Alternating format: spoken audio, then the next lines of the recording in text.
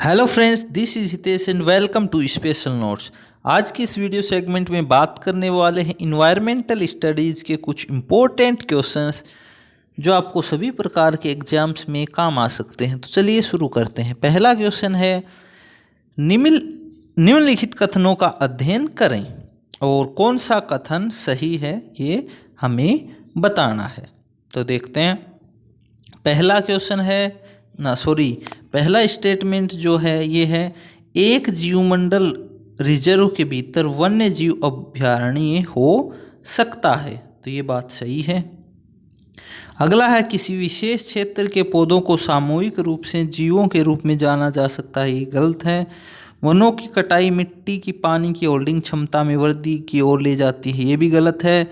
Bison Pachmarhi biosphere reserve का एक स्थानिक जीव है। ये बात सही है, यानी कि पहला और चौथा जो स्टेटमेंट है ये सही है। तो पहला और चौथा किस में है? ऑप्शन नंबर 2 में है। तो ये इसका सही आंसर हो जाएगा। नेक्स्ट क्वेश्चन है, मृदा में खनिज का प्रमुख स्रोत है, कौन सा है? ऑप्शन है जनक सेल जिससे मृदा बनती है, पादप, जंतु और जीवाणु। तो ये ऑप्शन नंबर फर्स्ट इसका सही हो जाएगा, जनक सेल जिससे मृदा बनती है।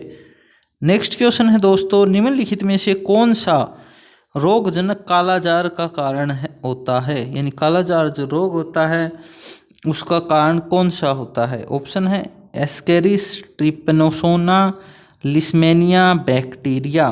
तो इसका कारण होता है लिस्मेनिया, कालाजार जो रोग होता है इसके लिए। अगला है, सही प्रकरण चुनिए। ऑप्शन हैं, सूर्य को ऊर्जा के अक्षय स्रोत के रूप में लिया जा सकता है। बात ये भी सही है।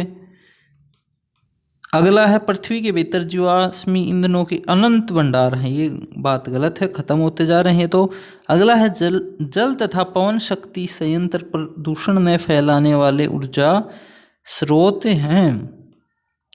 ये भी मतलब कहना इतना उचित नहीं है। अगला है, नाभिकीय शक्ति संयंत्रों के अपशिष्टों का निपटान आसानी से किया जा सकता है। ये कहना भी गलत है। तो आपने से पूछा है सही प्रकरण चुनिए, तो ऑप्शन नंबर 1 इसका सही आंसर हो जाएगा। नेक्स्ट क्वेश्चन है अपने पास, नीचे दी गई आहार श्रृंखला में यदि हिरण को निकाल दिया जाए तो क्या होगा? यानी घास और बाघ, हिरण को निकाल दिया, ठीक है। तो देखिए ऑप्शन पढ़ लेते हैं एक बार। बाघ समष्टि में वृद्धि हो जाएगी, घास समष्टि घट जाएगी, बाघ घास खाने लगेंगे, या फिर बाघ समष्टि घट जाएगी और घास समष्टि में वृद्धि हो जाएगी। तो देखिए दोस्तों, हिरण को निकाल देते हैं तो जो बाघ है उसकी मतलब उसका भोजन नहीं बचेगा। इसको ही देखें तो बाघ खाएगा क्या? बाघ घास तो नहीं खाएगा और घास अनलिमिटेड रूप से मतलब बढ़ती रहेगी। तो ऑप्शन नंबर जो चौथा दिया गया है अपने पास कि बाघ समष्टि घट जाएगी और घास समष्टि में वृद्धि हो जाएगी, ये इसका सही आंसर हो जाएगा। अगला क्वेश्चन है, गलत कथन को चुनिए। ऑप्शन है, वनों में विभिन्न प्रकार के उत्पाद मिलते हैं। तो ये बात सही है। अगला है, वनों में अपेक्षाकृत अधिक पादप जैव विविधता पाई जाती है। तो दोस्तों इसको एक बार होल्ड रख लेते हैं। अगला है, वनों में मृदा संरक्षण नहीं होता। वनों में मृदा संरक्षण नहीं होता, ये भी कहना सही है। वनों में जल संरक्षण होता है, ये भी सही है। तो गलत कौन सा हो गया? ऑप्शन नंबर जो 2 है ये इसका गलत ऑप्शन है, यानी कि गलत ही पूछा गया है, तो सही आंसर हो जाएगा। नेक्स्ट क्वेश्चन है अपने पास, जंगली जीवन, पौधे और पशु संसाधनों के संरक्षण के लिए संरक्षित भूमि के बड़े क्षेत्र और क्षेत्र में रहने वाले आदिवासियों के पारंपरिक जीवन के रूप में जाना जाता है। ऑप्शन है, जैव विविधता हॉटस्पॉट, राष्ट्रीय उद्यान, वन्यजीव अभयारण्य, बायोस्फीयर रिजर्व। तो दोस्तों इसका सही आंसर आ जाएगा बायोस्फीयर रिजर्व। नेक्स्ट क्वेश्चन है, 2011 की जनगणना के अनुसार भारत में सबसे कम ग्रामीण आबादी वाला राज्य है। ऑप्शन है लक्षद्वीप, चंडीगढ़, दमन दीव और अंडमान निकोबार। तो दोस्तों लक्षद्वीप इसका सही आंसर हो जाएगा। नेक्स्ट क्वेश्चन है, विश्व पर्यावरण दिवस मनाया जाता है। ऑप्शन है 22 अप्रैल, 8 मई, 5 जून और 22 मई। तो दोस्तों ये 5 जून को विश्व पर्यावरण दिवस जो है वो मनाया जाता है।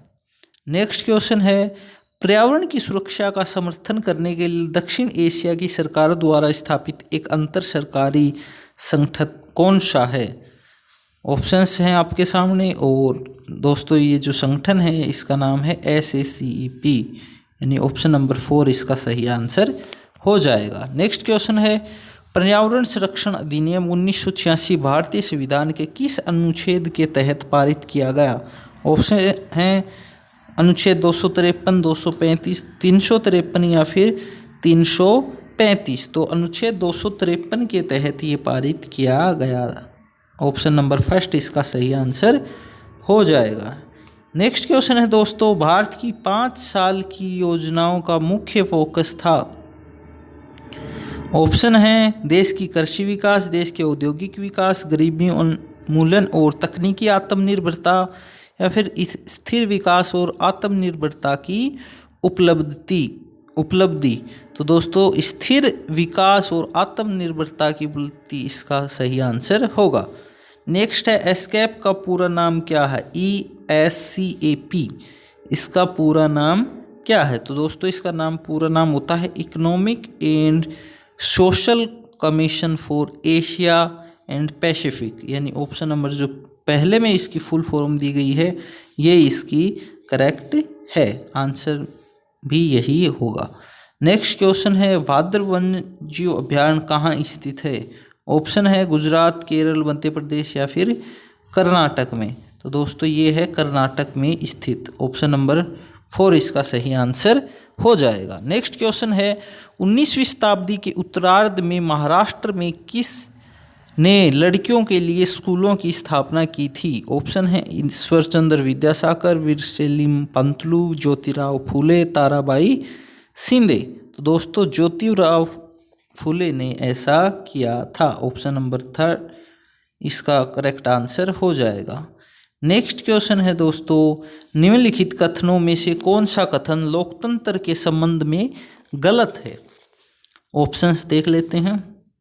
पहला है, लोकतंत्र में लोग लिए गए निर्णयों पर प्रश्न उठा सकते हैं, सही बात है। लोकतंत्र में देश के नागरिकों को अपनी पसंद का नेता चुनने की छूट होती है, ये भी सही है। लोकतंत्र में नागरिकों को कुछ स्वतंत्रताएं प्राप्त होती हैं, ये बात भी सही है। लोकतंत्र में एक शासक के पास देश पर शासन करने के लिए संपूर्ण ताकत होती है, ये कहना गलत है। तो ऑप्शन नंबर 4 इसका सही आंसर हो जाएगा। नेक्स्ट क्वेश्चन है, भारत का निम्नलिखित में से कौन सा राज्य कलमकारी छापे के लिए लोकप्रिय है? ऑप्शन है तमिलनाडु, कर्नाटक, आंध्र प्रदेश या फिर पंजाब। तो दोस्तों आंध्र प्रदेश कलमकारी छापे के लिए लोकप्रिय है। नेक्स्ट है, निम्नलिखित जनजातीय समूह में से कौन सा मुख्यतः उत्तराखंड में संकेंद्रित है? ऑप्शन है गोंड, भील, माला, इरुलर या फिर भोटिया। तो दोस्तों इसका सही आंसर होगा भोटिया, ऑप्शन नंबर 4 इसका सही आंसर हो जाएगा। नेक्स्ट क्वेश्चन है, निम्नलिखित में से किस एक को जीवाश्मी ईंधन माना जाता है? ऑप्शन है पेट्रोलियम, प्राकृतिक गैस, जलाऊ लकड़ी या फिर कोयला। तो दोस्तों जो जलाऊ लकड़ी है इसको जीवाश्मी ईंधन माना जाता है। नेक्स्ट है, निम्नलिखित में से कौन सा एक केवल तटीय क्षेत्रों में अत्यधिक विनाश कर सकता है? ऑप्शन है सुनामी, ज्वालामुखी, ज्वारभाटा या फिर भूकंप। तो दोस्तों तटीय क्षेत्रों में अत्यधिक विनाश कौन कर सकता है? सुनामी, ऑप्शन नंबर 1 इसका सही आंसर हो जाएगा। आज की इस वीडियो में दोस्तों सिर्फ इतने ही क्वेश्चंस। उम्मीद करता हूँ आपको क्वेश्चंस अच्छे लगे होंगे और काम के लगे होंगे। बाकी दोस्तों अच्छे लगे हों क्वेश्चंस, वीडियो अच्छी लगी हो तो शेयर कर सकते हैं अपने दोस्तों के साथ।